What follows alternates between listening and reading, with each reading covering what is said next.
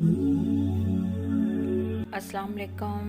आज एक और वज़ीफ़ा लेकर आई हूँ। ये वज़ीफ़ा ये है कि अगर आप अपने घर में सुकून चाहती हैं और अपने घर के कोनों में ये अगर पढ़ के फूंक मार दें तो आपके घर में नाचाकी की फ़िज़ा जो होती है वो ख़त्म हो जाएगी, और जिस मकसद के लिए भी आप में ये पढ़ेंगे बावुज़ू होके तो वो आप उसमें कामयाब होंगे।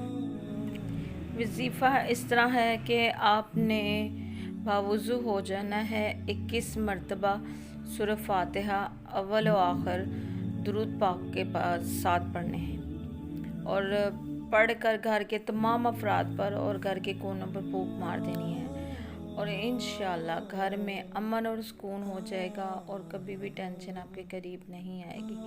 और मुझे फिर आप याद करेंगे, मुझे अपनी दुआओं में याद रखिएगा। जो भी आपको और वज़ीफ़ा चाहिए तो आप मेरे से कांटेक्ट कर सकते हैं।